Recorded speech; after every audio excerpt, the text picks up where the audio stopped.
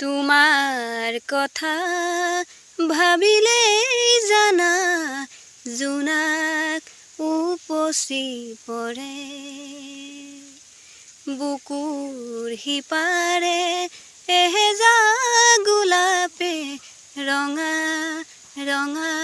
কলি মেলে ছায়া হৈ এবাৰ কাহা কাষলে দি থকত নালাগে আহিবলে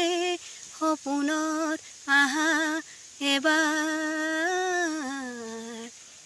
কাষৰলে তোমাৰ কথা ভাবিলেই জানা জোনাক উপচি পৰে বুকুৰ সিপাৰে